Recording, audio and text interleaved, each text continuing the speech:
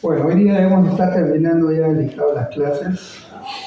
Vamos a hacer una maratón de 5 clases para venir el próximo martes. Eh, Vamos a hablar en esta sesión todo lo que es la parte oncológica de urología. Vamos a ver diferentes patologías cancerígenas del aparato urinario. Y en la parte final ya hablaremos algo acerca de temas nefrológicos que obligatoriamente tenemos que saber para poder manejar la patología urológica quirúrgica. Entonces, vamos a comenzar hablando del cáncer testicular. El tumor testicular es la neoplasia, es más común después de la leucemia y el linfoma en varones jóvenes. Estamos hablando de varones jóvenes nada más, no varones en general. Y es discretamente más frecuente, se ha visto en el testículo del lado derecho. Aunque hay un 2% de casos donde puede haber un compromiso bilateral, ¿no?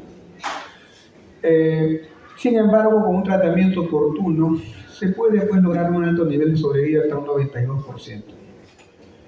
El tema es, como dice acá, tratamiento oportuno, ¿no? Entonces en eso hay que tener cuidado porque a veces muchos pacientes dejan pasar su problema minimizando su enfermedad y no acuden oportunamente al especialista para poder hacer un diagnóstico.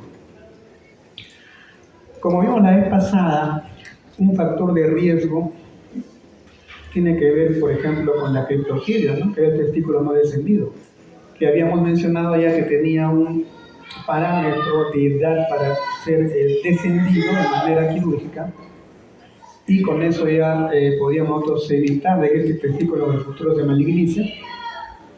También vamos a ver que esta es una enfermedad de gente joven, ¿no? Relativamente joven.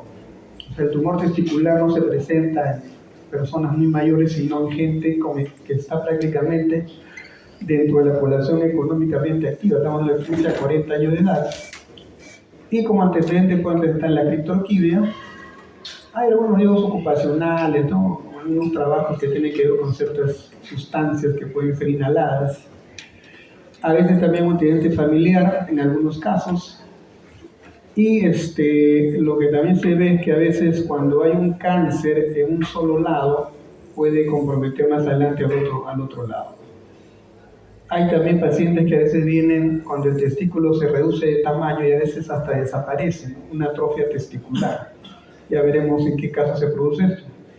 Normalmente se presenta en varones de raza blanca, algunos asociados a infección por VIH, a veces traumatismos, infecciones adquiridas, y hay pacientes que presentan este tema, ¿no? Las microcalcificaciones testiculares.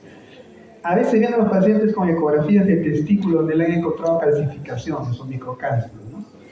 Entonces, aparentemente este es un cuadro que puede pasar desapercibido, o sea que a uno no le da importancia porque no se ha visto que en realidad tenga mayor relevancia encontrar imágenes sugestivas de cálculos en el testículo.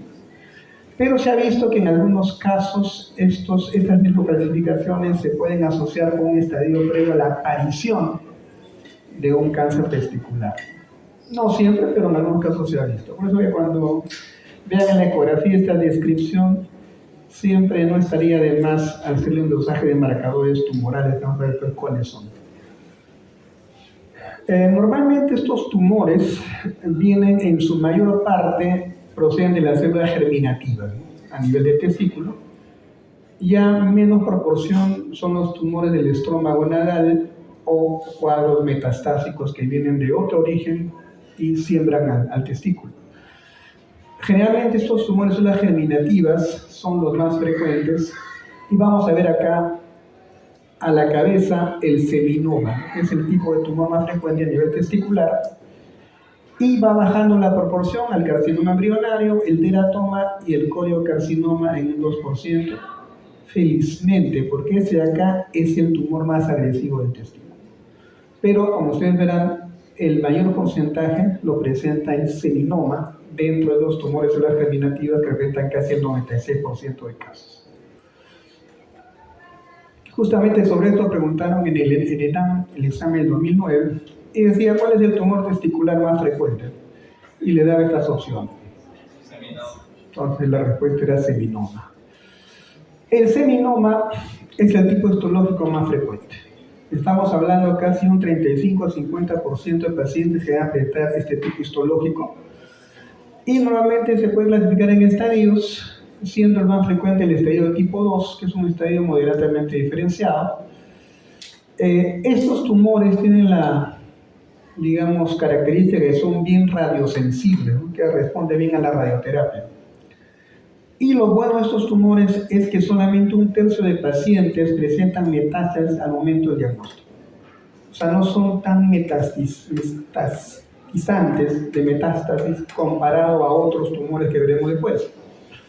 Pero sí, una característica de este tumor, de este seminoma, es que aumenta los niveles sanguíneos de la gonadotrofina coriónica humana, ¿no? Entonces, siempre vamos a ver en un 25% de pacientes que va a haber una elevación de la hormona, la gonadotrofina coriónica humana.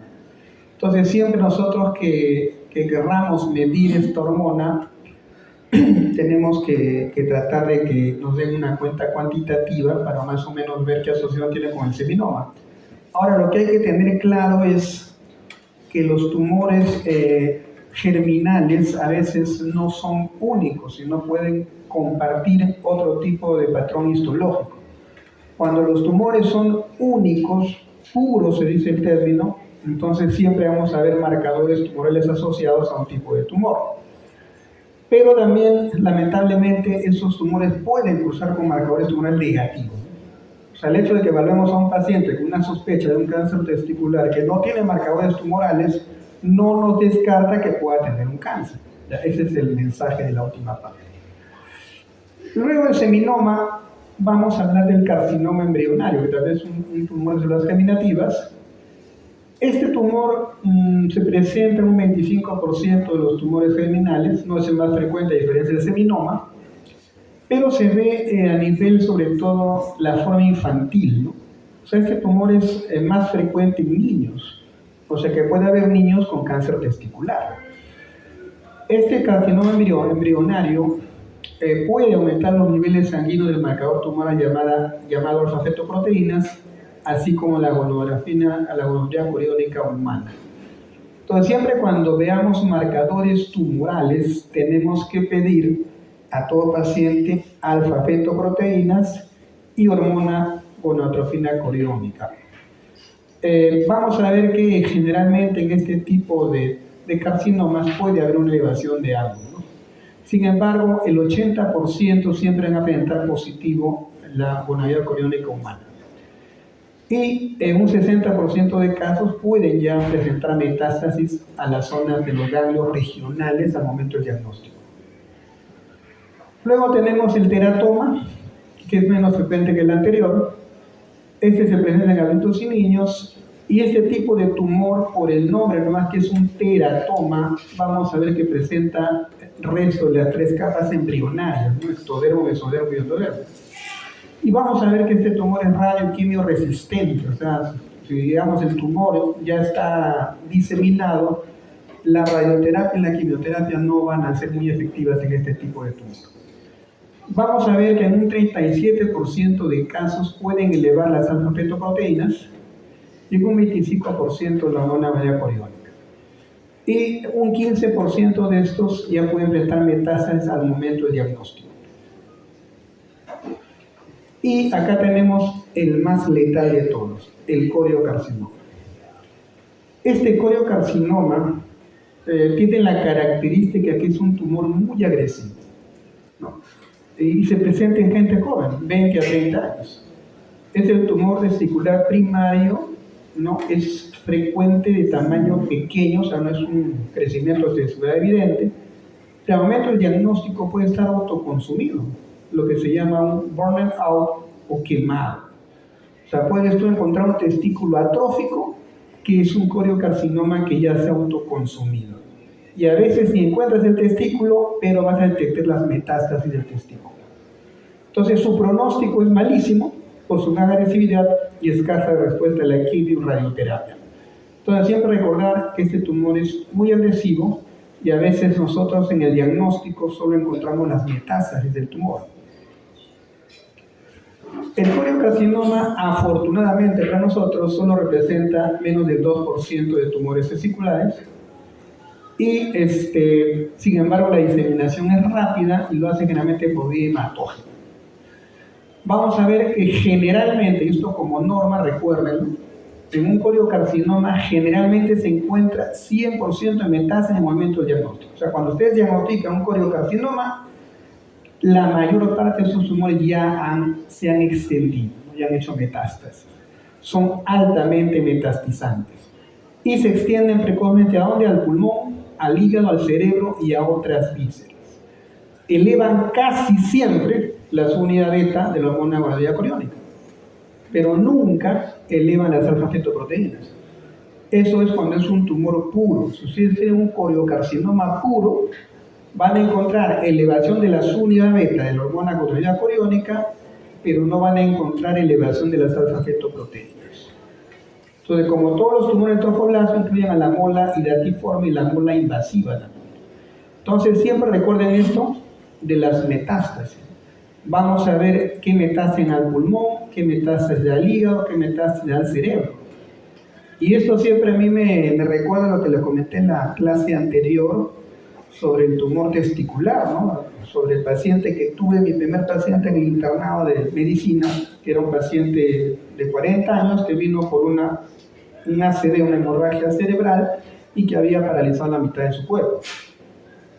Y ese paciente nunca, al principio, sospechamos que era un cáncer testicular que había dado metástasis al cerebro. Y probablemente, no me acuerdo de la patología, habría sido un coriocarcinoma. Entonces, recordar eso, este dato es importante. Vamos a ver cuál es la clínica de un tumor testicular. Muchas cursan de manera sintomática, o sea, pueden dar síntomas. Y esto es importante acá, ¿no? A veces el paciente se toca y se palpa el testículo. O sea, nosotros cuando vamos a pedir síntomas, el paciente no nos va a referir ningún síntoma. Lo único que va a decir es, siento que mi testículo de tal lado es más duro que el otro. Eso le va a decir nada más. O sea, no le duele, no le molesta, pero él siente que es más duro porque se ha manipulado. Entonces, cuando te dice eso, ya nosotros sospechamos que aquí está pasando algo raro. Y el signo más frecuente puede ser que aumenta de volumen y no duele, ¿no? Es irregular, pero es duro. Y se presenta con una masa indolora que no se transilumina, a diferencia de un hidrocele que tenía líquido. Este es un tumor puro, y con frecuencia pues una sensación de peso. A veces dice, siento una pesadez que me pesa el testículo. Entonces no es frecuente el dolor, pero cuando aparece lo tiene un 10% de pacientes y ya se debe a una complicación, cuando una hemorragia dentro del testículo, una necrosis, puede doler. Y las demás manifestaciones clínicas se derivan de las metástasis, ¿no? Pacientes que asociado a este aumento de volumen testicular o la consistencia del testículo van a encontrar dolor lumbar por compromiso óseo en la columna, hemorragia digestiva alta por compromiso en el estómago, accidente cerebrovascular por metástasis al cerebro y hematotisis ya como un problema hemorrágico por la metástasis. Entonces, un 14% todavía ingresan al hospital por cientos de signos derivados de otro sistema comprometido, muchas veces solo por las metástasis. Entonces, hay que siempre tener una idea y evaluar integralmente al paciente. Cuando encontramos una lesión, sobre todo en pacientes varones jóvenes, no hay que sospechar que de repente de fondo puede tener un foco que puede ser un cáncer testicular. Entonces, en el examen físico ya vamos a detectar a veces una masa que no es sensible, firme, indurada. Normalmente le pedimos estar sano habitualmente. Algunos casos, un 15% puede haber también un derrame de líquido, que es un hidrocele, y otros ya pueden presentar adenopatías inguinales supraclaviculares. O sea, a veces ya los ganglios de la zona inguinal, como los ganglios supraclaviculares, pueden estar aumentados de tamaño o inflamados. Y como dijimos, este es un tumor germinativo que viene del mesodermo. Por lo tanto, si viene el mesodermo, puede haber ya signos de virilización. O sea, puede haber un exceso de vello, hirsutismo, y a ese paciente puede haber perdido el cabello, con una calvicie, puede tener en el rostro normalmente el acné, la voz se le hace más grave, y a veces por el efecto de la testosterona, puede aumentar hasta la musculatura y la intensificación de su deseo sexual, de su libido. Normalmente nosotros lo primero que tenemos que pedir una ecografía. Y en la ecografía a veces nos detecta cuando nosotros pedimos por otras causas neoplasias insospechadas y también nos descarta otro diagnóstico, ¿no? Y como les decía, a veces nosotros podemos encontrar microcalcificaciones que nos sirve como una pesquisa, ¿no? Como para sospechar que algo puede haber ahí. Pero este examen pues tiene una sensibilidad del 95% y no es específico.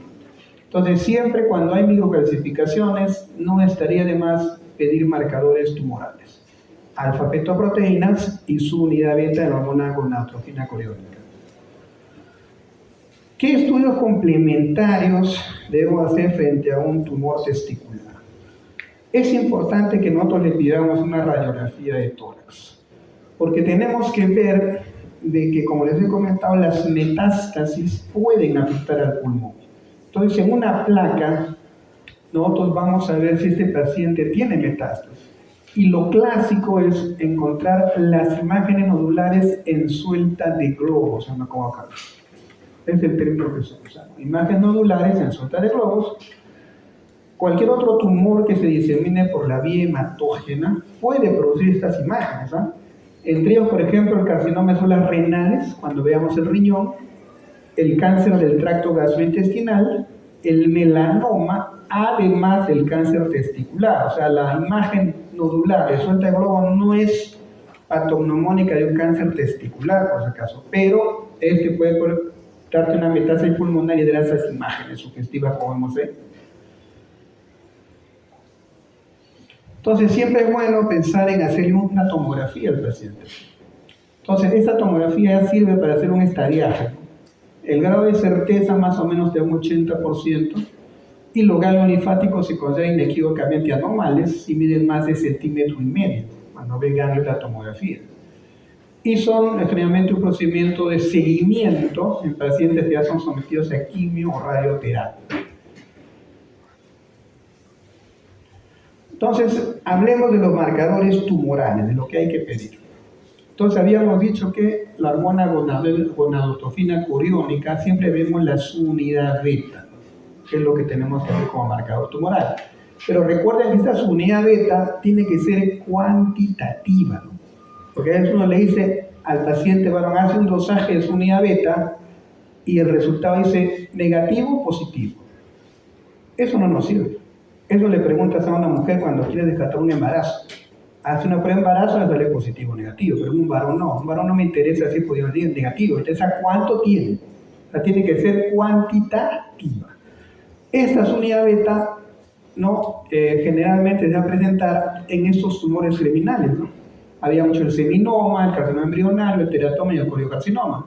A la cabeza es el seminoma, ¿no? El que te va a dar una mayor frecuencia de este marcador tumoral.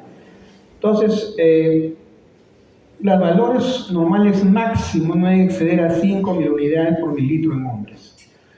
Y también se eleva moderadamente cuando hay un carcinoma vesical, mamario, pulmonar, pancreático, gástrico, hepatocelular y el mieloma múltiple. Sin embargo, estos niveles tienden a ser menores de 20. O sea, digamos, tienen que ser más de 5. Tú puedes encontrar en los demás tumores 10, 15, hasta 20. Pero cuando ya es más de 20, es sugestivo que sea un tumor testicular, ¿no? Por la magnitud de la elevación de la subunidad beta. Luego tenemos las alfa-fetoproteínas. Esas alfa-fetoproteínas usualmente la produce el hígado fetal y el tracto gastrointestinal. Nunca es positiva en seminomas puros, ¿ya? Recuerden eso. Si el seminoma es puro, no te va a elevar las alfa-fetoproteínas. Tampoco los coriocarcinomas puros no te van a elevar alfa-fetoproteínas. Entonces, los valores normales de estas alfa-fetoproteínas son hasta los 5,6 unidades por mililitro. Ese es el tope. Y a veces vuelve a niveles normales después de un mes que has extirpado el tumor. Entonces, recordar, nunca va a ser positivo en seminomas ni coriocarcinomas puros, las alfa-fetoproteínas.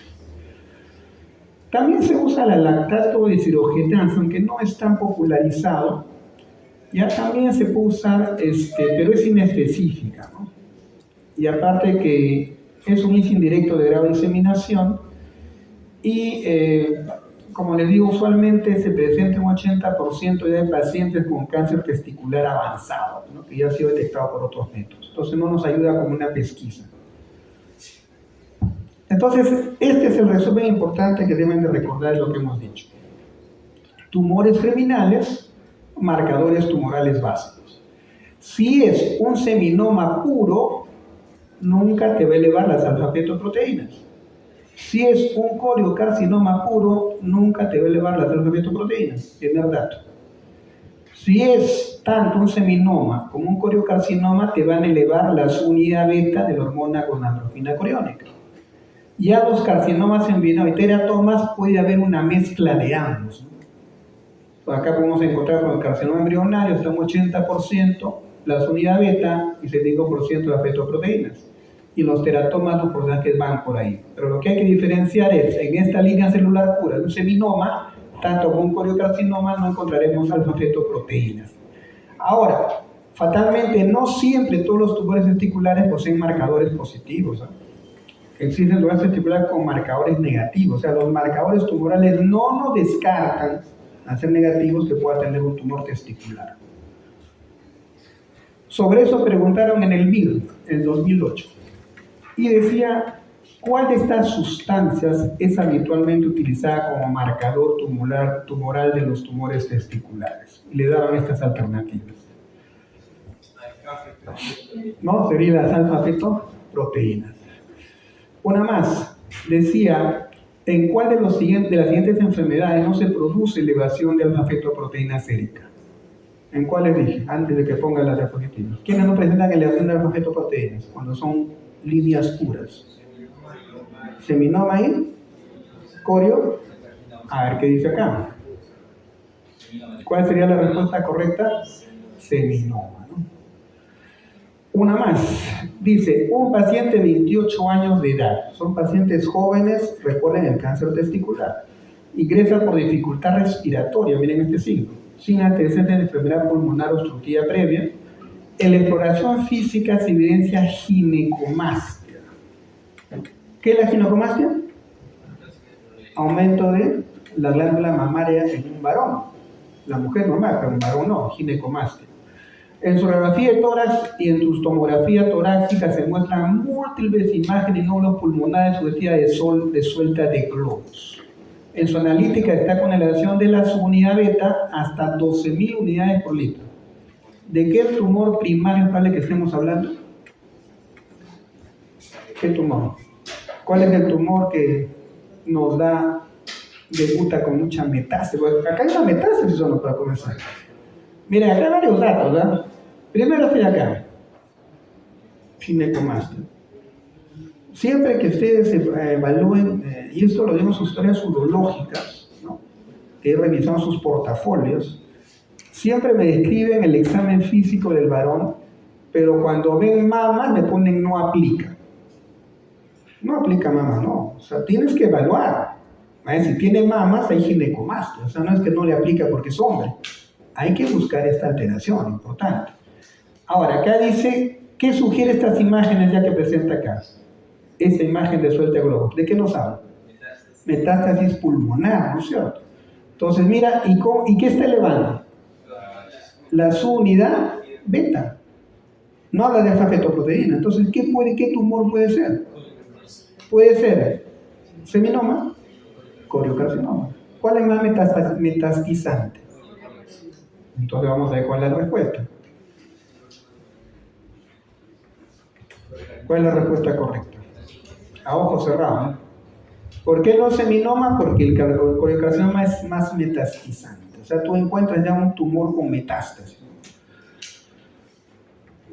Una más, del MIR. Dice, un paciente de 26 años de edad, siempre jóvenes, de edad sin antecedentes médico-quirúrgicos previos, acude a urgencias por disnea de 15 días de evolución. ¿Qué es la disnea?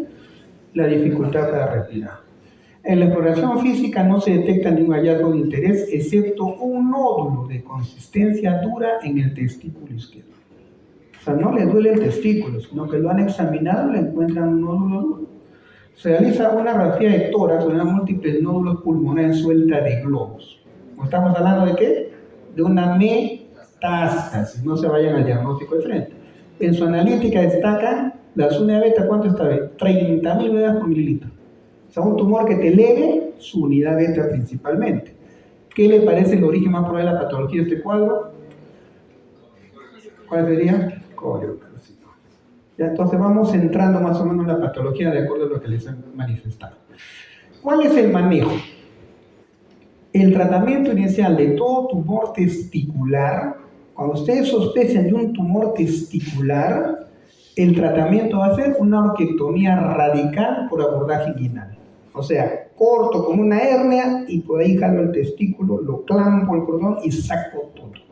Es una orquiectomía radical, ¿no? Y después le hace su biopsia. Y ahí te saldrá qué encontraste, qué transcripción tienes. Entonces, nunca duden en esto. A veces los pacientes no entienden. Yo he tenido varios pacientes, ¿no? Será pues medio año, ¿no? Un paciente de NECO viene y lo vi, ¿no? Y tenía un testículo duro. Y le digo, esto potencialmente puede ser cáncer. Así que le pido los marcadores tumorales, nunca volví. Y este paciente debería ir a orquiectomía radical ya, aunque no tenga marcadores, porque tiene probablemente un tumor ahí. Es evidente, porque no otra cosa que va a haber. Pero los pacientes no entienden y se pierden. No, ¿qué va a hacer? Tenemos la tendencia a negar enfermedades. No queremos en nuestra mente pensar que tenemos una enfermedad.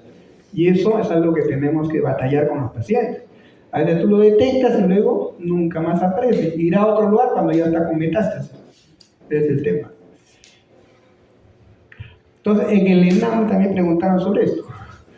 Decía, varón de 30 años, siempre varones jóvenes, con una tumoración escrotal, dice escrotal, miren los términos, no usa los términos técnicos, pero no hay que creerle todo lo que dice acá. Tumoración escrotal, que aumenta progresivamente de tamaño. Examen físico, tumoración indolora, dura, con peso aumentado. ¿Cuál es el tratamiento inicial? ¿Qué dicen? O sea, hasta ahí, ¿qué sospechamos? 30 años, aumenta de volumen, es dura, no le duele. Primera posibilidad, ¿qué es? Cáncer testicular. Entonces, ¿qué tendríamos que hacer? Vamos a ver qué dicen las opciones. ¿Cuál sería? Sacarlo. Sácalo. No hay pierde. Tienes que sacarlo. Por eso te digo, pues los términos del ENAM son así. Pero está en realidad la tumor del escroto, del testículo. Pero ellos lo plantean así. Por eso les digo, tienen que estar preparados. A veces no les dice exactamente cómo es. Les van a dar términos un poco ambiguos. El MIR también preguntó más sobre esto. En el MIR preguntan bastante sobre neoplasia, por si acaso. Les voy diciendo para los que quieren irse allá a Europa. Un hombre de 31 años de edad, varón joven, consulta por la presencia de una masa palpable en el testis del testículo derecho de un mes de evolución, no dolorosa. Su urólogo le realiza una ecografía testicular en la que se evidencia una lesión hipoecoica bien delimitada intratesticular. Siempre las lesiones de tipo tumorales van a tener una ecogenicidad menor a lo habitual, nos hablan de hipoecoica. Los marcadores tumorales, alfa, fetoproteína y su unidad beta, son negativos. Miren, o sea, acá le está diciendo, por la clínica te está detectando, dice acá, aumento de masa palpable, no doloroso. O sea, suponemos que ya estamos sospechando de alguna patología testicular, que no le duele, pero hay una masa, dice. Y la ecografía habla de una lesión hipoecoica. Y le hacen marcadores tumorales y salen negativos. Ahora la pregunta es, ¿puede haber cáncer testicular con marcadores tumorales negativos? Puede ser, entonces no nos descarta que no tenga un tumor, ¿no es cierto? Entonces la pregunta es, ¿qué hacemos frente a eso? A ver, sin pensar ya se mandó con amigo. De frente, es agresivo, orquiectomía radical. Sí, y después verás que te dice el patólogo, finalmente te va a confirmar. Pero no lo puedes dejar pasar. El paciente se va a venir ya metástasis. Entonces siempre hay que ser acá agresivo. El paciente dice la cosa como son, ¿eh? A veces le doramos la píldora Yo siempre a los pacientes cuando vienen digo así, viene con su peso y la señora, usted puede tener cáncer. Cáncer, así de frente. No se quedan. Es la realidad. Igual a estos chicos que vienen con tumores de testículos duros, puede ser cáncer testicular. Así que piensa, hazte tus pruebas, pero esto va a ir a cirugía. Algunos se hacen, algunos desaparecen. Pero esa es la actitud. Una más del MIR. Ante un paciente de 30 años, de casado, sin hijos, ojo, diagnosticado mediante exploración física y confirmado ecográficamente un tumor sólido en el testículo derecho. ¿Cuál es la actitud más correcta? ¿Qué dice acá? 30 años, casado, sin hijos. Si usted le quita un testículo, ¿podrá tener hijos? Porque el otro va a funcionar, ¿no? Entonces hay que explicarle al paciente que no se angustie, ¿no? Y si tiene un poco de, ¿qué les digo, no? O sea, estéticamente él no se va bien, hay prótesis testiculares, para que al menos su apariencia no le afecte su autoestima. Entonces, ¿qué es? Acá son las alternativas. ¿Qué hacemos? ¿Ah? La orquiectomía radical siempre es en incisión inguinal, es como operar una hernia. Agarramos el cordón, lo clampamos antes que lo moleste mucho, ahí comenzamos a disecar y jalamos todo el testículo. Es una orquiectomía radical. Entonces, esa es la respuesta correcta. Bueno, creo que quedó claro lo del cáncer testicular. Vamos a la siguiente. Ahí ponme la que sigue. Siempre tengan presente que esta patología es común, no se les vaya a pasar. Siempre van a encontrar. Entonces tienen que saber detectarlo oportunamente. Ahora entramos a este tema. Está con sus arreglos. Este temita de acá es fundamental. O sea, ustedes cuando salgan de su carrera van a ser como médicos generales. Y van a ver a cada rato pacientes con este problema. Entonces, abran los ojos y los oídos y escuchen porque esto es pan de cada día. ¿Ya? Y lamentablemente, esos pacientes primero van a ir a las manos de ustedes. Cuando hagan el serum, cuando estén trabajando ya en otros lugares, hasta en otras especialidades les va a venir pacientes de este tipo. Así que tienen que saber más o menos, tener una idea clara de este problema, poder manejarlo, derivarlo. Pero ya con una idea clara de lo que van a hacer. Entonces, hablamos de la hiperplasia prostática benigna. Entonces, la introducción. Las siglas van a ser HPV. Este contiene un problema de salud pública. Cuando hablamos de problema de salud pública es porque es frecuente en la población. Afecta la calidad de vida de la mayoría de varones mayores de 50 años. Siempre que vean ustedes un paciente varón que ya tiene 50 años, ya merita una evaluación prostática, tenga o no tenga problemas. Los controles para evaluar la próstata ya obligatoriamente se deben hacer después de los 50 años, todos los años, tenga o no tenga molestias, porque a veces se presentan casos de cáncer testicular asintomáticos. Entonces hay que hacer un descarte, una evaluación, un despistaje. Estamos obligados. 1 de 4 varones será tratado por síntomas de hiperplasia prostática benigna. O sea, estamos hablando de un 25% de pacientes varones a esta edad que van a tener problemas prostáticos. Y más o menos se presenta más, como digo, después de los 50 años. Recuerden aquí un detalle. Normalmente la próstata va a aumentar de tamaño después de los 50 años. O sea, el aumento del volumen prostático es parte del envejecimiento del hombre.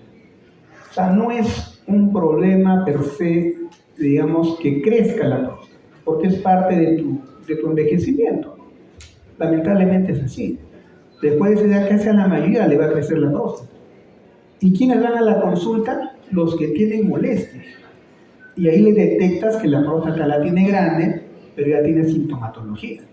Muchos irán caminando por ahí sin ninguna molestia, pero ya tienen la próstata grande, porque es parte, como digo, del envejecimiento del hombre. Y siempre recuerden que la próstata está influenciada por la testosterona.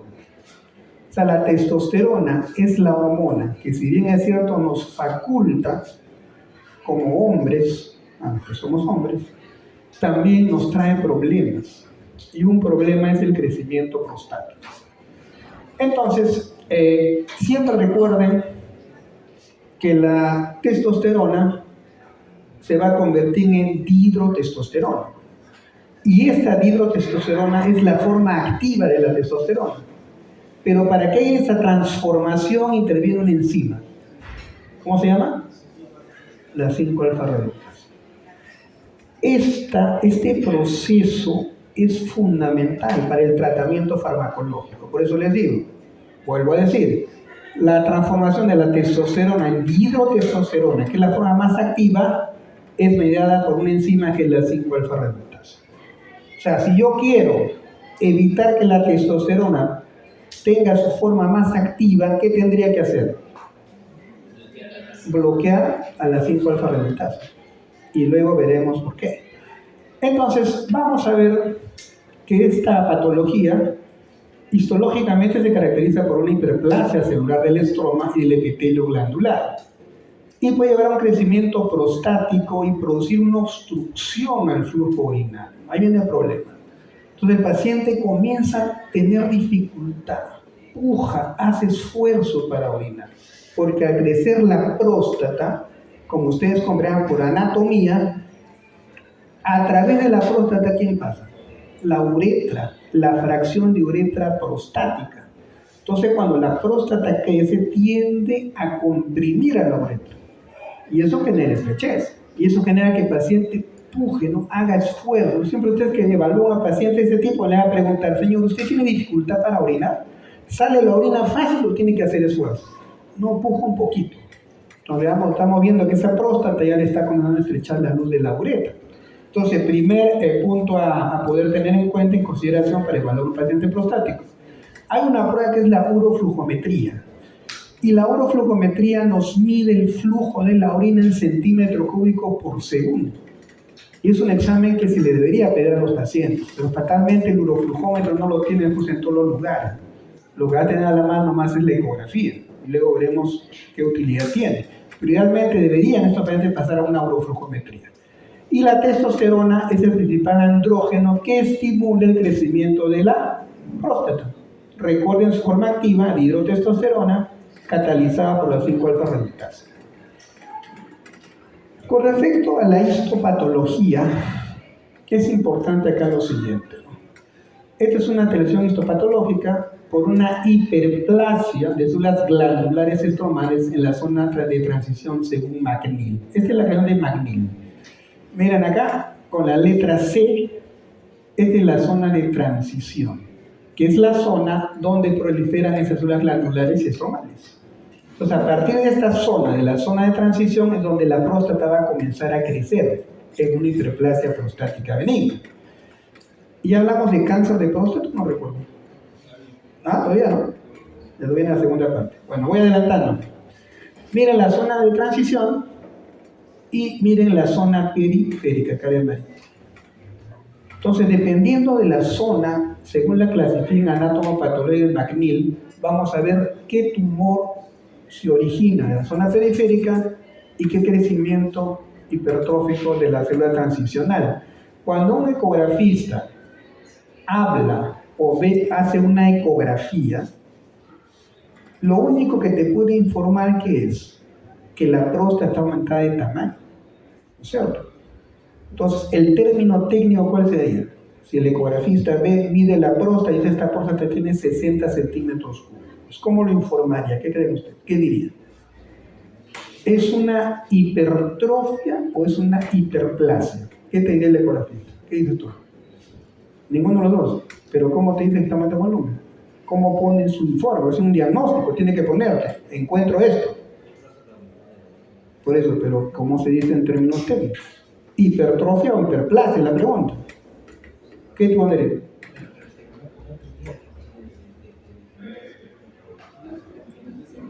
¿Tú crees? ¿Qué significa hipertrofia? ¿Y eso no lo pueden ver con la ecografía? No, por eso, pues a eso voy. O sea, el ecografista te puede poner una hiperplasia en su diagnóstico. No puede, pues, pero hay varias ecografías que hacen. La hiperplasia es un diagnóstico anatomopatológico. O sea, no te puede poner hiperplasia prostática. Te debe poner hipertrofia prostática. Porque aumenta el volumen, hasta ahí llega. Pero hiperplasia no te puede decir. De repente es un cáncer, él lo va a detectar con la ecografía, algunas cosas, pero no te va a dar el diagnóstico definitivo. Entonces recuerden ese dato. Estamos hablando de hipertrofia prostática. En una hipertrofia, bueno, estamos hablando de hiperplasia ya, porque ya sabemos de qué estamos hablando, vamos a ver tres aspectos fundamentales. Uno es que hay un crecimiento benigno, porque esto no es cáncer, vamos a ver cáncer después. Es un crecimiento benigno de la próstata que te da síntomas del tracto urinario bajo. El paciente prostático siempre le tienes que preguntar cuando viene, porque los pacientes siempre vienen y no tienen nada. Yo tengo pacientes de 80 años que vienen, no, yo estoy bien, no tengo nada, la hija lo ha traído. Me han traído acá para hacerme un chequeo. Y comienzas a preguntar. Y ahí va detectando que el paciente tiene síntomas urinarios bajos, o sea, para orinar. Por eso el paciente siempre pregunto, señor, a ver, usted, ¿por qué ha venido? Bueno, porque quiero un chequeo, me dice. ¿Qué molestias tiene para orinar? Y comienzo a escarbar. O sea, ustedes tienen que al paciente escarbarlo, porque él de frente no te va a decir, pues tengo disuria, tengo tenesmo, no te va a decir. O sea, tú tienes que buscar lo que tiene, y eso es en el interrogatorio, en tu anamnesis. Entonces vamos a ver que este paciente va a tener síntomas de urinario bajo y puede ya presentar una obstrucción de la salida vésica. Entonces la obstrucción es importante, ¿por qué? Porque cuando hay una obstrucción, ya la salida de la orina, ya tenemos que pensar en el tratamiento que este paciente necesita. Si la obstrucción mejora con medicamentos, el paciente va a estar bien y no necesita operarse. Pero si el paciente no mejora con los medicamentos y la obstrucción es más evidente, va a haber un momento en que va a ser una retención urinaria aguda, hace un globo vesical y hay que ponerle una sonda Foley. Entonces, ese momento el paciente ya no puede orinar, hace un globo vesical y le ponemos una sonda, es un indicador 99% que tiene que operarse. Porque si no ya no tiene solución, va a tener que estar con una colgando ahí hasta que se opere. Entonces siempre recuerden los tres parámetros: crecimiento benigno, síntoma tracto urinario bajo y obstrucción a la salida vegetal que nos da el pronóstico del tratamiento en este paciente. La hiperplasia es un fenómeno de naturaleza benigna. No predispone ni tiene ninguna relación con el cáncer de próstata. Es otro tema que también los pacientes van a preguntar. Y a veces los que no son urólogos, los legos, ¿qué le dicen? Mire, señor, tiene una próstata, usted, el ecografista de grado 4, usted tiene que operarse ya, porque si no se opera se va a convertir en cáncer. Primera burrada.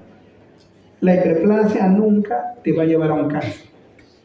Ya, eso hay que tenerlo claro. O sea, no es que porque no me traté la hiperplasia degeneró en cáncer, no. El cáncer comienza aparte. No es que se complicó, no, son cosas diferentes. Eso hay que aclarar a los pacientes. Entonces, el volumen prostático no necesariamente está ligado al grado de obstrucción. O sea, yo puedo tener una próstata de 100 gramos y el paciente tiene un flujo normal. Puedo tener una prostatita de 30 gramos y el tipo está con sonda. ¿Me dejo entender? O sea, no tiene relación.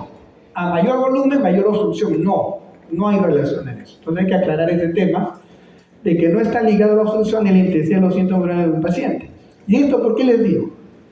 Porque muchos ecografistas, que son los primeros que nos van a mandar a los pacientes, van a decir crecimiento prostático grado 3, grado 4. Los grados 1, 2, 3 y 4 tienen relación al volumen de la próstata. Pero ellos le dicen a los pacientes, señor, usted ya está en grado 4, usted ya tiene que operarse. Es otra cosa que nunca hagan. Cuando ustedes, de repente, ustedes salen y hacen un curso de ecografía, aprendieron a hacer ecografía, te viene un paciente con una próstata grande. Nunca emitan juicios que le corresponde al especialista. No hagan eso. ¿Por qué? Porque a veces se van de cara. Y yo le digo, con mi hospital, yo tengo 2 radiólogos y tengo 2 médicos generales que hacen ecografía. Entonces, cuando el paciente viene, miren, viene con su ecografía Me dice, doctor, me ha hecho el doctor tal, que es médico general, me ha hecho mi ecografía y me ha dicho que ya tengo que operar. O bien otra señora, me ha hecho una ecografía del riñón y me dice que no tengo nada. Entonces, el paciente siempre te va a preguntar, ¿no? Eso ya es su intuición, ¿no? Doctor, ¿y usted me ve algo? Te va a decir, ¿tengo algo grave? ¿Algo malo? Entonces, ahí, ¿cuál es la actitud del médico que hace un examen auxiliar? Señor, yo estoy viendo su problema, pero quien le va a decir es el que le pidió, su especialista. Ciérrense la boquita. Porque ya he venido, o sea, yo tuve una paciente una vez que tuvo un problema, una vejiga hiperactiva, ¿no? Síndrome doloroso, una vejiga dolorosa, y el ecografista, que es un médico general, le dio una ecografía. No tiene nada, le dijo. Y la señora viene a la consulta, mira el atrevimiento, viene a la consulta y dice, doctor, le digo, señora, la ecografía que le pedí de la vejiga, ¿dónde está? No, yo no lo traje porque el doctor me dijo que no tenía nada. ¿Quién le dijo? El doctor tal. Vaya ese doctor ya que lo trate. Pues. ¿Ya para qué viene acá? Dígale al doctor que le ha dicho que le trate su problema. ¿Me dejo entender? O sea, él no puede opinar. Que hágale por ahí y me lo mande para yo decirle el tratamiento. Para eso le mandamos un examen, ¿no? Pero fatalmente siempre los ecografistas opinan. Y a veces, lamentablemente, está relacionado con mercenarios. Y digo mercenarios ¿por qué? Porque hay urólogos que cuando ven la próstata grande y el paciente tiene una inflamación, lo van a querer operar. Pero no tiene obstrucción. ¿Por qué lo van a querer operar? Por el vil metal. Un paciente prostático, una cirugía abierta, un RTU, estamos hablando de 7.000 soles. Ganando 7.000 soles en 40 minutos, ¿quién no quiere? Entonces te vas corrompiendo. Y en el médico particular tiene esa particularidad de querer sacarte plata. Como siempre digo a mis pacientes, ¿no? Cuando ellos se evalúan en el hospital o en la parroquia, mire señor, usted no necesita operarse para comenzar, porque no tiene obstrucción. ¿Ya? Si usted va a la calle, le dicen operarse, usted no necesita, yo soy honesto. Si yo fuera mercenario, ahorita me lo llevo a la clínica y lo opero. Entonces hay que tener siempre ética, no hay que dejarse llevar por eso. Entonces esto es lo que hacen los ecografistas. Ven el volumen y le dan una graduación. Hablamos de un grado 1, entre 20 y 36, 20 es una próstata de volumen normal, hasta 36, grado 1. Grado 2 de 30 a 60, grado 3 de 60 a 90 y grado 4 más de 90. Entonces cuando ven un paciente de 95 gramos de próstata, le ponen grado 4. Dicen, señor, usted ya está en las últimas, tiene que operar. Eso, así te lo van a mandar. Y luego uno va y lo desasna y le dice, señor, lo que le han dicho no tiene nada que ver con la realidad. Y les explica por qué. Por si acaso, pero eso van a informar, para que sepan ustedes cuando evalúen una ecografía. Entonces tenemos que entender que hay un componente dinámico en lo que es el flujo urinario en un paciente prostático. Vamos a ver que la estimulación simpática va a estimular receptores alfa de tipo 1. Y estos receptores, ¿qué producen? Contracción ¿de quién? Del músculo liso, del cuello vesical, del tejido prostático y de la cápsula de la próstata. Y esto aumenta la presión en el cuello vesical y en la uretra. Entonces, ¿qué produce? Obstrucción de la salida vesical. Miren acá el esquema. Estos son los receptores alfa-adrenérgicos tipo 1. Miren cómo genera acá contracción al flujo. Entonces, esto hace de que haya una obstrucción a la salida vesical. Y eso, además, la uretra, hay un 40-47% que aumenta la presión debido al tono alfa-1 adrenérgico. Entonces, tengan claro que el estímulo simpático va a estimular receptores alfa-1 adrenérgicos. Entonces, y nos da este cuadro de acá. Ahora, ¿qué dice mi lógica? Y acá viene la parte farmacológica. Si yo sé que este estímulo me genera que estos receptores alfa-1 se activen y me obstruyan la salida vesical, ¿qué es lo que yo haría farmacológicamente? Bloquearía los receptores, ¿no es cierto? Y eso es el fundamento de los alfa bloqueadores, que luego se descubrieron. Y luego veremos cómo actúan. Pero ese es el principio. O sea, tengo que contrarrestar todo eso bloqueando estos receptores del estímulo simpático. Entonces, ¿cuál es el mecanismo de la obstrucción infravesical? ¿No? Aumenta el tono simpático de la parte dinámica de la parte estática. La parte estática es solo el aumento del volumen, o sea, la presencia física del tejido prostático.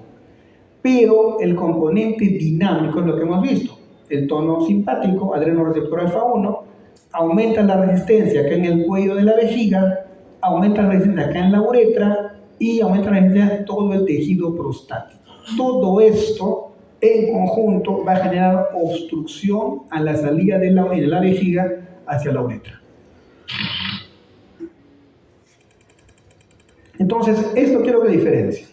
Cuando ustedes vayan a hacer la práctica, que seguramente van a ir a algunos hospitales y van a entrar a la consulta urológica, tienen que saber esto es fundamental, porque a veces vienen los alumnos y no discriminan, a pesar de que uno le da la clase, parece que no se lee para el examen, y luego en la práctica se olvida. Entonces, miren, normalmente nosotros cuando evaluamos a un paciente ya con síntomas o molestias propias del crecimiento prostático, hablamos de síntomas del tracto urinario inferior, o en inglés LUTS, que nos habla de un prostatismo. Y este prostatismo, ¿qué tipo de síntomas nos da? Nos da síntomas obstructivos y síntomas irritativos. Entonces, desde nosotros, cuando hacemos la anamnesis de ese paciente, tenemos que ver a qué lado está el paciente orientado, a síntomas irritativos o a síntomas obstructivos. Los síntomas irritativos pueden ser solo por una inflamación prostática, una prostatitis, mientras que los síntomas obstructivos ya se relaciona con un crecimiento, con un componente dinámico que está produciendo obstrucción, como su nombre lo dice. Entonces, ¿cuáles son los síntomas irritativos primero? Aumenta la frecuencia urinaria. Y lo típico, la primera causa por que viene el paciente es porque orina mucho en la noche. Eso es lo clásico. Entonces, parece, doctor, yo ahora en la noche me levanto 5 veces. Algunos 10, imagínense, 10 veces levantarse en la madrugada. ¿Ese paciente puede dormir? No duerme, para en el baño. Entonces, miren lo patético que puede ser tener una nicturia. Entonces, la nicturia que te refiere el paciente te va a dar una idea de la intensidad de su problema. Mientras más veces se levanta a orinar en la madrugada, su problema va a ser más agudo. Normalmente, ¿cuántas veces debería levantar un paciente? O ustedes en su misma, evalúense ustedes. Después que se acuestan, hasta ahora que se levantan, ¿duermen de corrido o se levantan a orinar aunque sea una vez? Tú de corrido. La mayoría, ¿no? Casi de corrido. Eso es lo normal en personas jóvenes. Pero cuando llegas a una edad por encima de 50 años, ya el paciente comienza a levantar, y más si toma agua, ¿no? De repente en la noche, ¿no? Tomó una botella de agua, peor si toma gaseosas, peor todavía. Entonces en la madrugada se va a levantar una vez, otros hasta 2 veces, pacientes ya de 60, 70 años. Así yo no me preocupo, pero cuando te dice, doctor, me levanto 3, 4, 5, y ya la cosa no está tan bien, ¿no? Hay gente que dice, doctor, yo no duermo, 10 veces me levanto en la noche. Miren lo patético. Entonces, eso nos habla de una nicturia, que es un síntoma principalmente irritativo. Y en el día hablamos de poliuria. Ahora, acá viene el tema, ¿no? Siempre que les pregunto a los pacientes, señor, ¿usted ha aumentado su frecuencia para orinar? Y me dice, en el día, yo voy al punto, ¿no? Yo tengo que escalar, dentro te va a decir, tengo poliuria, ¿no? Entonces le digo, señor, en el día usted, ¿con qué frecuencia va al baño? Y los pacientes dicen, voy 3 veces, voy 4 veces. Eso no me ayuda. Cuando hablo de frecuencia, le digo, ¿cada cuánto tiempo va usted? Cada 15 minutos, cada media hora, cada hora, 2 horas, 3 horas. Y el paciente dice, doctor, voy cada 3 horas. O sea, él orina cada rato y va cada 3 horas. Yo les digo, ¿eso es poliuria? ¿Cuánto tiempo debería un paciente o cualquier persona estar sin ir al baño en el día? Dependiendo de la cantidad de agua que tome. Supongamos que no toma pues mucha agua, lo normal. ¿Cuánto podría aguantar sin ir al baño? ¿Cuánto aguantan ustedes si no toman mucha agua? Hagan un cálculo.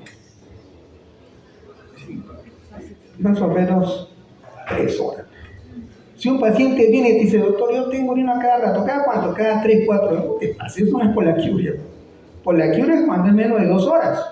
1 hora ya es para la oreja. Media hora, ya, pues no sé. Pero cada 3 horas eso no es poliaquiuria. Eso tienen que saber entenderlo así. Entonces siempre aclaren ese tema. Ahora lo otro, el clásico, ¿no? El tenesmo. Este tenesmo ya les expliqué lo que significa. La urgencia miccional, ese paciente le llama al baño, pero llama con desesperación. Tengo que llegar al baño porque a veces no llego, doctor, y viene con el pantalón mojado de orina, porque ya no aguantó. Entonces tiene un tenesmo, una urgencia. Ardor, le arde cuando orina. Pero no le arde todo el rato, no, le arde por momentos. Es intermitente. Y a veces le arde después que orinó en el tercio distal de la uretra, siente un ardor. Después puede tener incontinencia, como tiene urgencia, no llega al baño, se moja. Se moja, va a haber pacientes que vienen todo el pantalón orinado. Entonces, estos son síntomas irritativos, ¿ya? Y la lecturia por lo menos más de 2 veces por la noche, cuando hagan evaluación. Todo esto es irritativo. Ahora viene la contraparte, lo que es obstructivo, que es lo que nos marca el pronóstico de tratamiento, si va a necesitar cirugía o no. Acá tenemos un síntoma que es la excitación. ¿Qué es la excitación? Es el retardo miccional, es la dificultad para iniciar la micción. El paciente saca el pene y está un rato ahí porque no sale la orina. Pueden pasar minutos y no sale la orina. Después de un rato, de 5 minutos, recién comienza a fluir. Eso es excitación. Cuando el paciente pregúntenle, siempre yo hago así, le digo, señor, ¿usted cuando saca el pene, la orina sale inmediatamente o tiene que esperar? No, espero a veces 1 minuto, 2 minutos, ¿no? Entonces ya eso es excitación, ya es un síntoma de tipo obstructivo. Otro, el chorro. ¿Cómo está el chorro? Le digo, el chorro es potente, fuerte, no, el doctor ha notado que sea debilitado. Chorro débil. Luego, le pregunto, ¿usted cuando orina, de un chorro sale todo o tiene que hacerlo en varias tandas? Porque pasa, sale un primer chorro y se corta. Luego otra vez porque siente que no ha vaciado toda la vejiga. Se llama un chorro intermitente. Otro síntoma de tipo obstructivo. Otra cosa más. Después que termina de orinar, siente usted que le queda goteando la orina. Goteo postmiccional. El paciente tiene, sí, tengo que esperar, sacudo, me seco todo, pero al rato igual me mojo. Goteo postmiccional. Otra cosa más, le digo, señor, usted cuando va al baño y termina, ¿queda satisfecho, tranquilo o siente que no vació todo? No, después al rato, digo, otra vez me llama. Vaciamiento incompleto de orina. Y por último, el clásico, el pujo miccional. Entonces, el paciente va a decir, doctor, no puedo orinar, tengo que pujar, hacer esfuerzo porque no puedo orinar. Todos estos síntomas son de tipo obstructivos a diferencia de los irritativos. ¿Ya? Entonces eso tienen que diferenciar, porque eso va a depender mucho del pronóstico del tratamiento. Entonces hay una clasificación que hizo el IPS, que es un cuestionario, ¿no? Que en realidad en la práctica es un poco oneroso hacer una consulta, pero nos da más o menos idea de qué gravedad de síntomas tiene el paciente y pueden servir para trabajo de investigación. Ahora, el examen físico. Acá viene el tema, ¿no? O sea, primero, para lograr meterle el dedo a un paciente es bien complicado. Yo les digo porque todos los días pataleo con eso. Ya yo ni les digo yo porque ya sé que es... Primero, ¿es necesario? Yo le digo, si no fuera necesario, ¿para qué le digo? Segundo, el paciente dice, chapa, pero nunca me han hecho eso, mira, no me volveré medio... ¿no? O sea, ¿quién se piensa que el médico se vuelve homosexual? No, le digo, no le ha pasado. Entonces siempre le pregunto, lo pulseo, ¿no? Digo, pero es necesario, ¿sabe qué? Le voy a pedir los exámenes y cuando usted venga a la siguiente consulta y quiera que lo examine, me avisa. El 100% no me suena nada, solo ven los resultados. Pero si el paciente se deja, a menos yo para términos académicos, cuando van a practicar, no sé este año mandar a Felipe Segura, cuando manda a los alumnos, yo les hago que examinen para que vean, ¿no? Pero obviamente ahora pues fatalmente, esto del consentimiento informado nos ha puesto muchos obstáculos para la docencia. Porque teóricamente el paciente ahora debería de firmar para que tú lo puedas ver y examinar. Ahora les pregunto yo, ¿ustedes son pacientes? y le digo, yo que soy el médico tratante, le digo, señor, ¿usted estaría de acuerdo que estos chicos le puedan ver y meter el dedo? ¿Qué te va a decir? Agarra el papel y lo rompe. Ese es el problema, ¿no? Pero yo le saco la vuelta a eso, para que vean. Entonces entro y le digo, a ver, venga muchachos, 5 alumnos ven.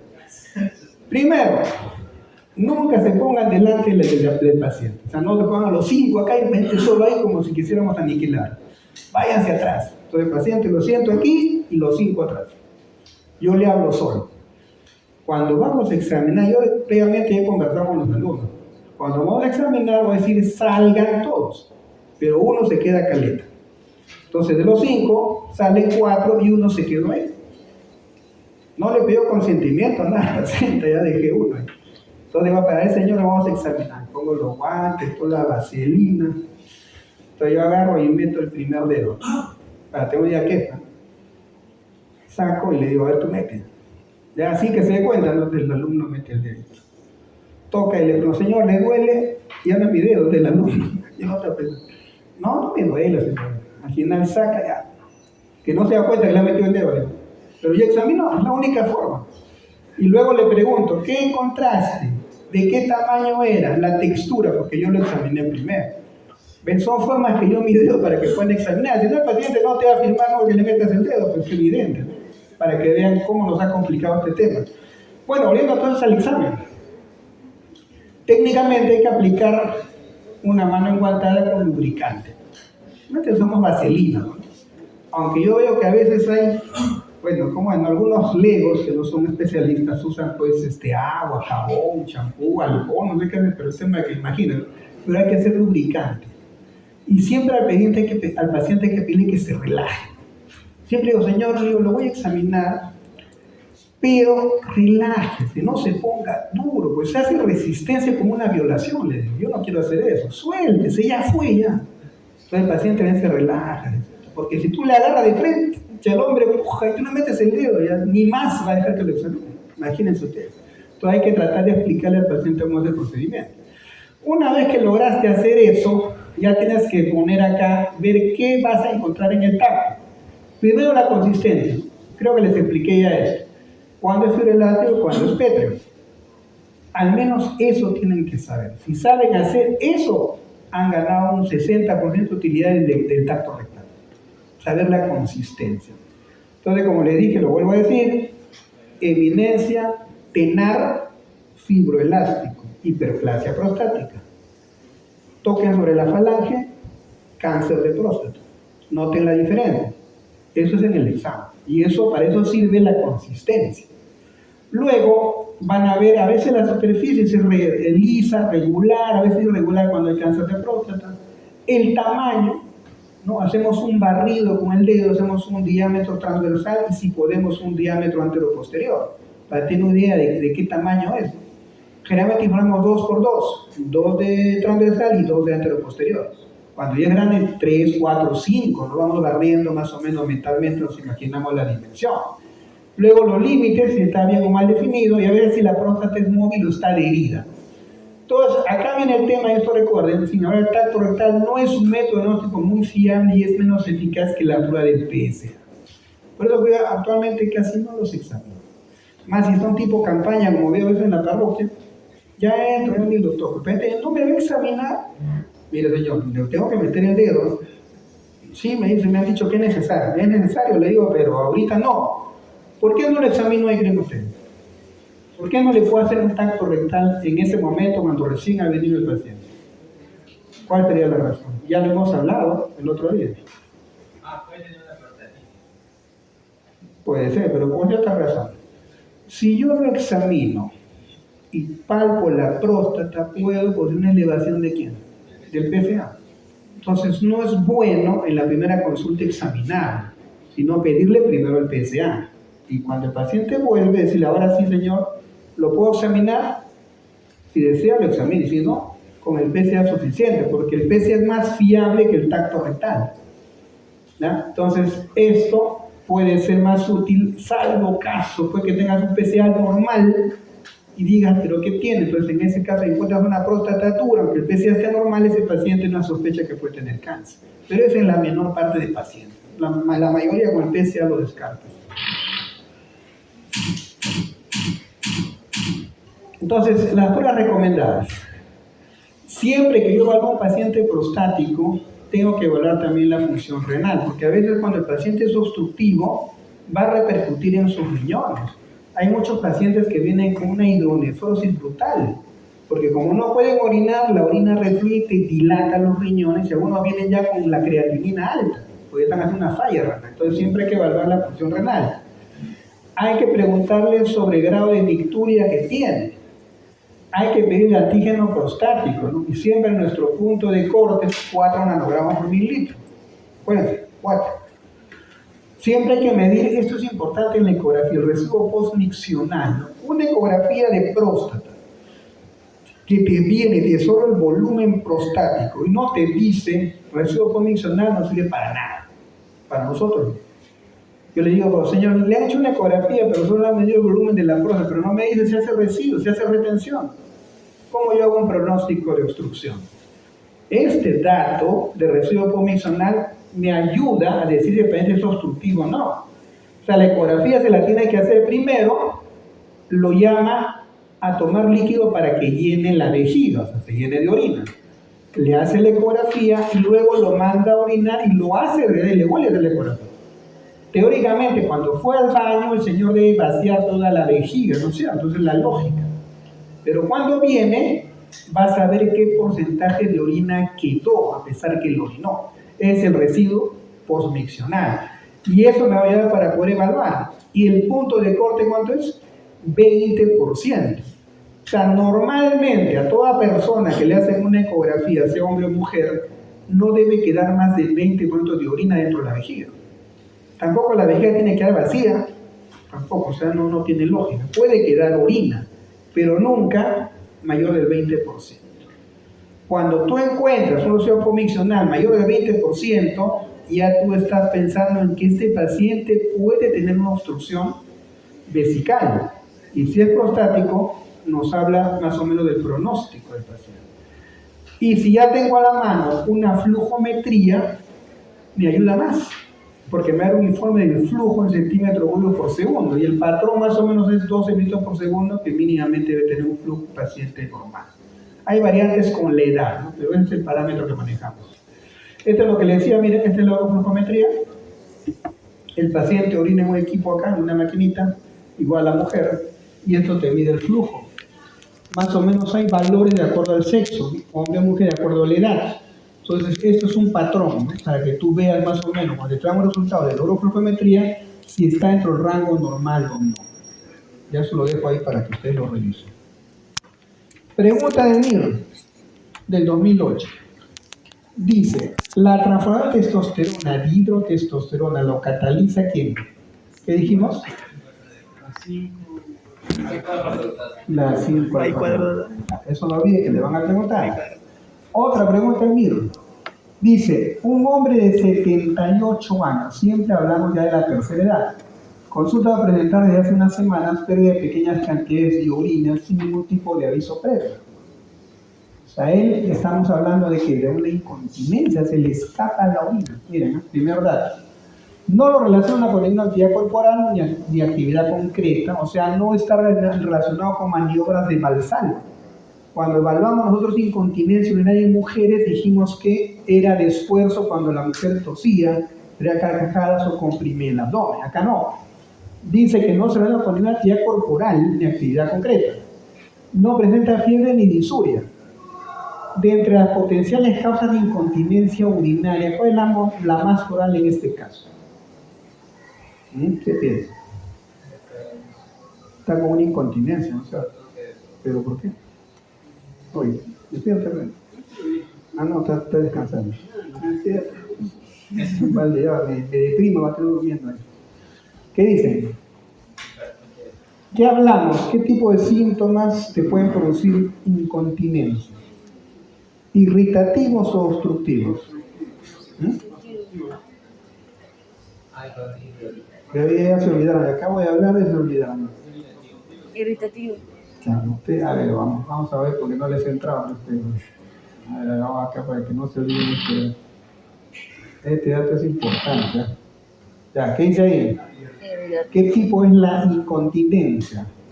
Irritativo. Irritativo, ¿no es cierto? Y ese paciente tiene, se le escapa la orina, pero no tiene sin maniobras de esfuerzo. Entonces recuerden, primer dato, volvemos a la pregunta.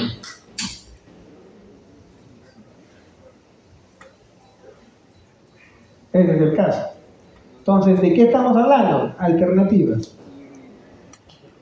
Hipertrofia. ¿Cuál sería una hipertrofia prostática? Miren por la edad y por el tipo de síntoma irritativo. Ahora ya hemos visto la clínica, ya hemos visto el diagnóstico y vamos a ver ahora las opciones de tratamiento. Entonces, los objetivos del tratamiento deben cumplir tres objetivos. Uno es mejorar los síntomas. Dos es reducir la obstrucción que manda el paciente. Y tercero, prevenir las complicaciones a largo plazo. Entonces, si la evaluación inicial es compatible con el diagnóstico de hiperplasia prostática benigna, conviene evaluar qué cosas. Si hay indicaciones imperativas de tratamiento quirúrgico, como cuáles. ¿Cuáles son las indicaciones para este paciente que tiene que operar? No es el tamaño de la próstata, ¿qué dice acá? Primero, que hace retención urinaria. Lo clásico es, ya les digo lo clásico, que vienen los pacientes que ya están con problemas prostáticos y vienen el sábado en la noche y hacen un compromiso, un bautizo, un matrimonio, y el paciente dice que toma. Ellos nunca te dicen que se han emborrachado, toman un vaso, me dieron un vasito, dice el doctor. Después de que ingirió el alcohol, a las horas, ya no puede orinar. Va a la emergencia y termina así, con su sonda. Y viene a la consulta. Entonces, ya llegó a la parte final de su evolución. O sea, lo que se pudo prevenir con un tratamiento, ya no se puede porque ya el paciente vino ya sondeado. O sea, ya este paciente está para operarse prácticamente. Luego tenemos la hematuria, ¿no? Hay pacientes que vienen sangrando por la zona. A veces cuando ya tienen la zona puesta o cuando están orinan con sangre. ¿Por qué? Porque la próstata cuando crece se llena de vasos y cuando puja rompe un vaso y comienza a orinar coágulos de sangre. Entonces cuando esa próstata es sangrante también es indicación ya de un tratamiento quirúrgico. Cuando el paciente se le ha producido una insuficiencia renal, cuando este paciente es obstructivo, hace un reflujo ya urétero, digamos, a la pelvis, un reflujo, entonces la orina comienza a refluir y comienza a dilatar los riñones, hace una hidronefrosis bilateral realmente, y eso afecta la función del riñón, comienza a elevar la creatinina. Estamos hablando de una renal debido a una hiperplasia prostática benigna. Pacientes que a veces tienen cálculos urinarios relacionados a la hiperplasia, puede tener un cálculo en la vejiga, cálculos en los riñones, entonces todos estos son indicadores de cirugía. Y cuando hay infecciones urinarias recurrentes, ¿no? Por este tema de infecciones urinarias del paciente, que dijimos que un paciente varón no debe tener infección, pero este paciente tiene infecciones, y en algunos casos cuando hay divertículos dentro de la vejiga. Entonces, todas estas indicaciones ya tienen que ver con una cirugía inmediata. No estamos hablando acá en ningún momento de qué cosa. Cuando hablamos de retención, ¿qué tipo de síntoma o qué signo es una retención? ¿Obstructivo o irritativo? ¿Qué dicen ustedes? Obstructivo, ¿no es cierto? He hablado acá de poliaquiuria, nicturia. ¿Digo acaso? ¿Es indicación de cirugía? No. Pero vayan a la calle a ver cuando ven un urólogo un paciente. Viene por nicturia, tienes que operarte. No es indicación de operación, para que vean. Por eso, en eso al menos yo trato de ser honesto con mis pacientes. Eso no es indicación de cirugía. Ahora, eso es lo que van a ver con frecuencia en las emergencias, sobre todo de cirugía. O lo van a ver cuando ya sus pacientes, ¿no? Un globo vesical, miren, en la zona pélvica, el paciente viene como embarazado porque tiene la vejiga repleta de orina. Y así llegan a la emergencia, desesperados porque no pueden orinar y tienen un globo vesical. Es indicación de poner una sonda vesical. Ya llegaron al estadio final de la enfermedad. Entonces, la causa más frecuente de tubo urinaria aguda es el adenoma prostático en varones mayores de 50 años. La mayoría de varones con este problema es síndrome de prostatismo y solo de estos un 15% va a llegar a ser un globo vesical o una urinaria aguda. Y esta retención se desencadena a veces por un tema de ingestión de alcohol, ¿no? Es lo clásico. Siempre que yo veo se le pregunto, señor, ¿y usted tomó? Sí, tomé un poquito. Ese poquito es lo que le ha producido. Entonces eso siempre hay que recordar. Hay algunos medicamentos que pueden también producir retención urinaria. Es más raro, pero hay. Anticolinéricos, como el flavoxato, la oxibutilina, la autoterodina, antidiarreico, los alfa-miméticos. En estos medicamentos ya para la gripe, un paciente viene resfriado y le da pseudoefedrina. Y eso le puede producir un globo vesical. O en pacientes estreñidos, cuando hacen un fecaloma, comprime el cuello de la vejiga y no puede orinar. También hacen un globo vesical. Entonces, hay diferentes variantes, pero a la cabeza está el crecimiento prostático. Entonces, si nosotros vemos son pacientes que no tienen indicación de cirugía todavía, de acuerdo a lo que hemos visto, o sea, donde no priman los síntomas obstructivos, tenemos que pensar qué vamos a hacer con el paciente. Entonces, acá evaluamos nosotros el grado de molestias debido a los síntomas que tienen. Si los síntomas que tienen no causan molestias importantes, ¿ya? Y no hay complicaciones, nosotros hacemos una espera vigilada y control periódico. O sea, viene el paciente para un chequeo. Le encontraste la próstata grande, a él no le molesta, no tiene síntomas irritativos ni obstructivos, entonces digo, señor, usted haga su control anualmente, ¿no? Y cualquier problema que tenga, cuando tenga molestias urinarias, viene a la consulta. Eso se llama espera vigilada y control periódico.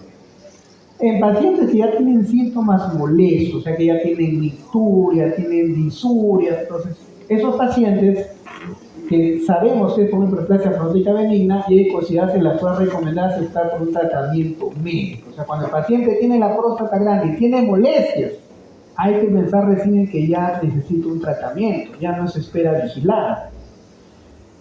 Preguntaron en el MIR sobre eso. Pregunta 103. Dice, respecto a la hipertrofia benigna de próstata, mira, la hipertrofia benigna de próstata, pero si es benigna es una hiperplasia, pero la van a poner así. Es falso que, a ver, acá varias afirmaciones, ustedes van a ver cuál es la falsa. A ver, lean y me dicen.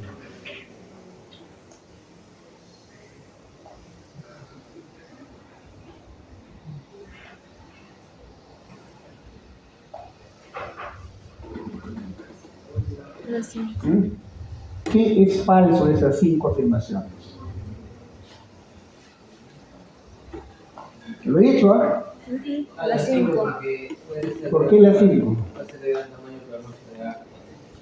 Este estaba despierto, ¿eh? Esa es la respuesta correcta. Listo. Una más, no, ya. Ahora, espera vigilada. Muchos pacientes que tienen este problema pueden tener una mínima progresión ya a lo largo del tiempo. Entonces, la espera vigilada es una opción de manejo válida en todos los pacientes que no tienen indicaciones absolutas de cirugía, o sea, que no están obstruidos. Y a estos pacientes se recomienda un seguimiento y control anual. Siempre a su paciente dígale, señor, usted después de los 50 años, chequeese la próstata una vez al año. Tenga o no tenga molestia. Hay que aconsejar a los pacientes. El paciente viene a los 70 años, primera vez que se evalúa la próstata. 70 años, después de 20 años que no se evalúa. Una vez que ya superamos la espera vigilada, el paciente tiene molestia, por eso viene a la consulta, ya viene el tratamiento médico. Entonces, miren ustedes, en Inglaterra, antiguamente operaban al 80% de pacientes que tenían síntomas de hiperplasia prostática benigna. Y en Alemania llegaron a solo un 27%. ¿Solo con qué? Con tratamiento médico. Y estos son los países en Rusia, ¿no? La resección transuretral de Rusia se ha reducido en 25%, la cirugía abierta en 40% la llegada del tratamiento médico. Y finalmente en Estados Unidos, la resección transuretral de próstata, que es un método quirúrgico, se ha reducido en casi 50% en los últimos 5 años.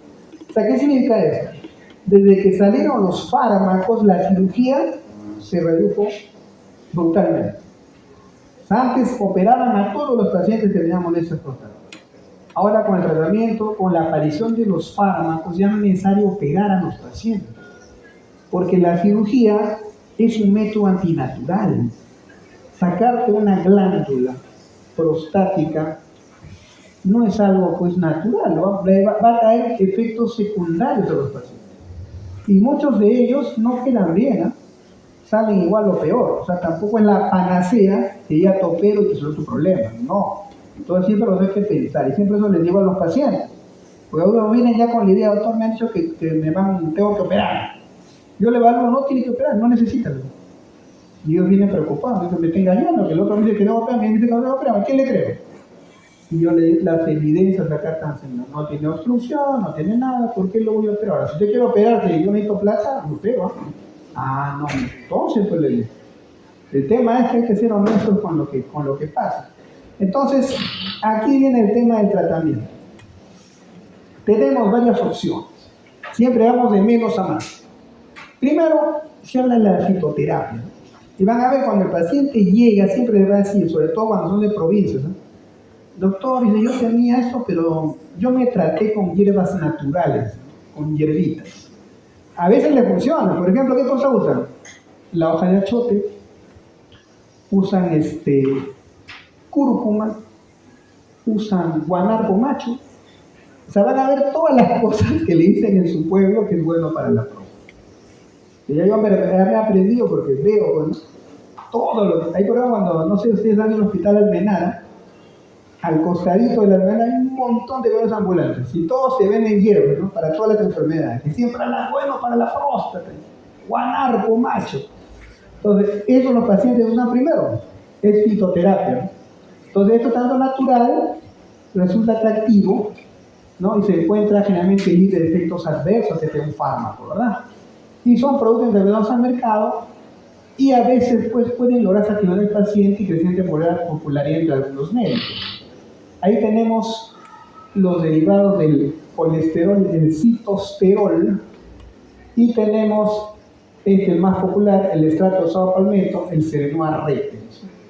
Esto ya se ha industrializado y hay un producto que es el Prostanatur, que tiene extracto de Serenua rectens, que producen efectos antiinflamatorios, fitoterapia en otras palabras. Hasta ahí algunos pacientes con eso mejoran. Si mejoran con eso, que sigan con eso. Ahora, si los pacientes no mejoran con eso, acá viene ya el tema farmacológico. ¿Qué dijimos? Que el estímulo simpático que producía a nivel del tracto urinario inferior, ¿qué activaba? No, pero ¿qué receptores? Alfa 1, ¿no es cierto? Y estos producían contracción de la próstata, de la uretra, del cuello de la vejiga. Entonces nosotros para desbloquear, para evitar eso, tenemos que bloquear ese efecto. Y salieron los bloqueantes alfa-adrenérgicos o alfa-bloqueadores. Y estos de acá han logrado que mucha gente ya no se opere. Pues cuando los pacientes vienen conmigo, yo le digo, señor, tome usted su alfa-bloqueante, que realmente le damos la tamsulosina que está ahí, y con eso está bien. El que toma eso mejora. Viene mejora. Le digo, señor, entonces siga tomando esto de manera permanente. Es como para un hipertenso, ¿no? Le dan su losartán, ya tome de por vida. O para un diabético, tome ¿qué usan ahora? Su metformina de por vida. Igual es acá. Si usted tiene problemas, use su tamsulosina, ¿para qué se desespera? Pero muchos dicen, doctor, voy a tomar siempre. Si no quieres operarte, tienes que tomar. Si quieres operarte, si quieres dejar de tomar, opera. Pero si te operas, no te garantizo que 100% vas a quedar bien. El paciente piensa, si tiene razón, ¿no? Mejor voy a tomar mi medicina. Y con eso tranquilos. ¿Me dan cuenta? Entonces, estos medicamentos son antagonistas de los receptores alfa-1 que se encuentran en el músculo liso, el estroma prostático, en la cápsula prostática, el tejido periuretral y el cuello vesical. Evitan su contracción y por lo tanto dilatan la luz uretral, facilitando la micción. Esos son los bloqueantes alfa-adrenérgicos. Ahí tenemos los que hay en el mercado. El más popular, la tamsulosina, el más económico. También tenemos la doxazosina y uno de los últimos, la silodosina, que todavía acá no lo tenemos en el país. Todos causan en mayor o menor grado efectos secundarios. Recuerden esto. Siempre que yo indico una tamsulosina, que es un alfa bloqueador, lo tengo que dar en la noche, porque puede producir hipotensión en el paciente. Si tú lo das en la mañana, el paciente en el día está medio así, ¿no? O sea, me levanto, me quedo que me ha chocado, quiere dejar el medicamento porque le produce baja de presión, más si levanta bruscamente. Entonces, mejor en la noche, cuando va a dormir, y el efecto en el día no le produce tantos problemas. Entonces, todos causan en mayor o menor grado, pueden producir mareos, astenia, hipotensión ortostática y potencialmente pueden bajar la presión arterial. A un hipertenso le cae muy bien, porque le ayuda a bajar la presión incluso. Pero a uno que no es hipertenso le puede producir hipotensión ortostática. Entonces, siempre eso hay que tener cuidado y advertirle al paciente. Algunos son muy sensibles, hay que bajarle la dosis. En esos casos. Ahora viene el otro tratamiento. Cuando los pacientes no mejoran con hierbitas, con fitoterapia, damos alfa bloqueadores, ¿no es cierto? Segundo nivel. Cuando el paciente no mejora tanto con alfa bloqueadores, entonces acá viene el tratamiento hormonal. ¿Por qué? Porque hemos visto que ¿quién potencia el crecimiento prostático? La testosterona. Entonces, si el alfa bloqueador no es suficiente, voy a cortarle el estímulo androgénico para que esta próstata se pueda reducir de tamaño, bloqueando la testosterona. Entonces tenemos acá, se descubrió que la 5-alfa reductasa hacía la conversión de testosterona a dihidrotestosterona. Entonces se vio de que podíamos buscar un inhibidor de esta enzima. Entonces, esta 5-alfa reductasa convierte la testosterona en dihidrotestosterona y se sabe que esa dihidrotestosterona es la principal responsable de inducir ¿qué cosa? El crecimiento de la próstata. Entonces, tercer nivel, damos bloqueadores androgénicos. Entonces tenemos dos productos, el finasteride o el dutasteride. Yo uso el dutasteride. Actúan inhibiendo la 5-alfa reductasa. Y estos medicamentos ya van a contrarrestar el aumento clínico del tamaño de la próstata. Estos impiden el crecimiento benigno de la próstata y reducen significativamente la incidencia de retención urinaria aguda y la necesidad de intervención quirúrgica. Entonces, usualmente con los pacientes que no mejoran con alfa bloqueador ya tengo que combinar. Hay medicamentos que combinan el alfa bloqueador con el antiandrógeno. O sea, te dan tamsulosina y te dan dutasteride juntos. Entonces es un tratamiento ya de tercera línea de pacientes que no se responden solo al alfa bloqueador. Pregunta del MIR sobre este tema. Dice, uno de los siguientes fármacos debe su eficacia terapéutica en el tratamiento de la hipertrofia benigna de próstata a la inhibición directa de la enzima 5-alfa reductasa. Indíquenme. A ver, ¿qué alternativa le dan?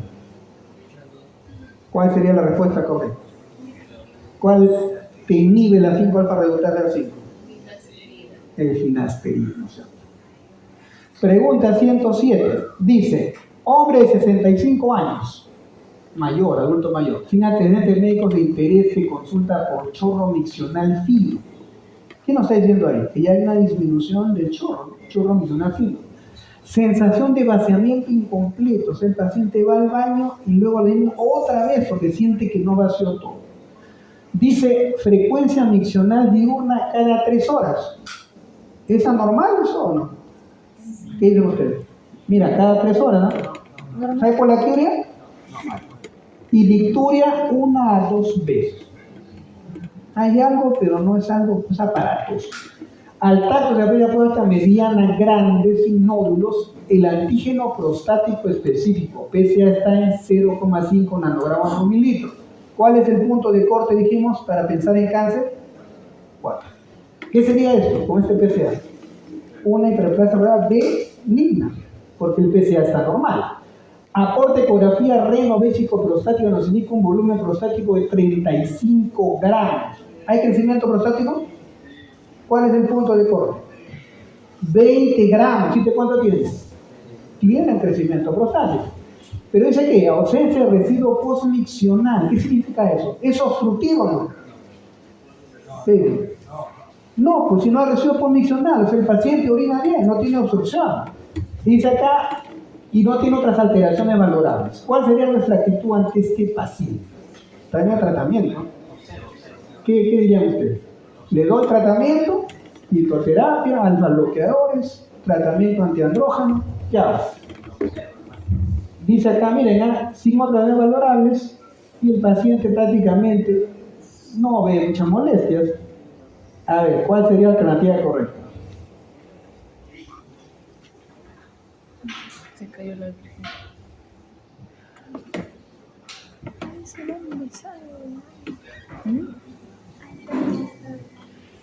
¿Cuál sería? ¿Qué dicen ustedes?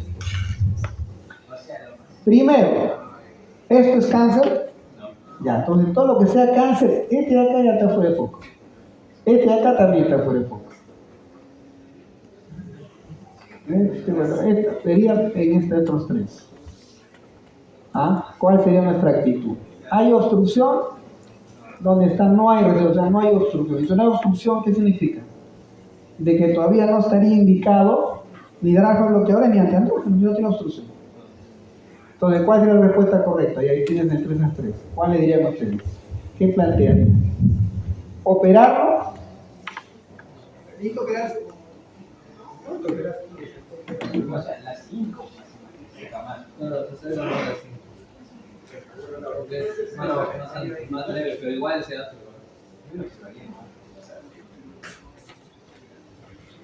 Es la pregunta.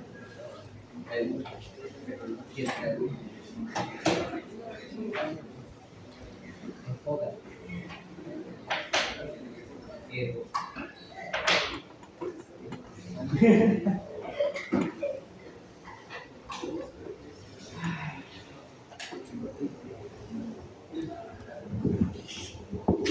Ya. Entonces vamos a ver qué dice el MIR. Pero más o menos ustedes tienen que dar una idea, ¿no? O sea, yo creo que está, primero tratamiento quirúrgico no necesita. O sea, está entre la primera o la quinta. Digo, entre la tercera o la 5. Todo te dice 5. Dice, para el tratamiento con alfa bloqueante o tratamiento inicial de hiperplasia benigna de cortisol. No estaría más que le des un alfa bloqueado, ¿no? De todas maneras. ¿Por qué? Porque miren acá qué dice. Chorro misional fino, o sea, ya el chorro ya está debilitado, o sea, hay un síntoma obstructivo. Por eso que ya le puede dar un alfa bloqueador. Otra pregunta más. Respecto a la hipertrofia benigna de próstata, ¿qué no es cierto lo que dice acá? Lean.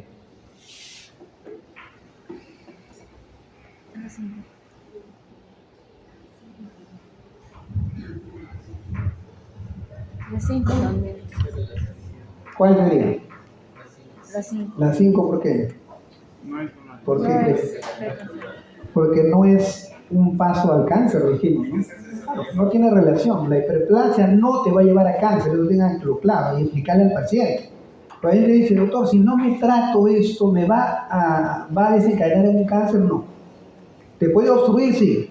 ¿Puede ser una operación? Sí, pero cáncer no. Ya eso tiene que quedar claro. Una más. Los fármacos finasteride y utasteride son antiandrógenos, inhiben la 5-alfa reductasa. Están indicados en el tratamiento único combinado con alfa bloqueantes de los síntomas producidos por... ¿En qué usamos? Lo que estamos hablando, ¿qué estamos hablando?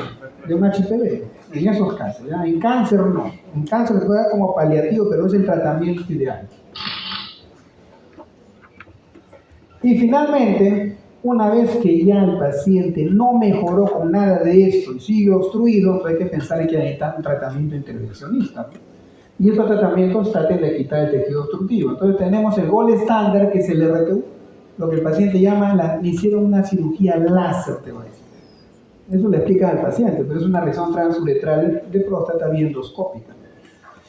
Hay otras alternativas menos populares, pero es la letra A o la letra B.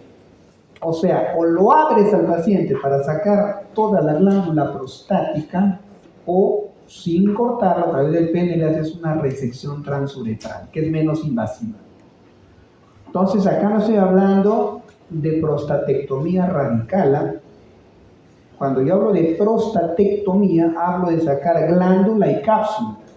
Acá estoy hablando solo de sacar la glándula, el adenoma. La cápsula no tengo por qué tocar. Hay que diferenciar los términos.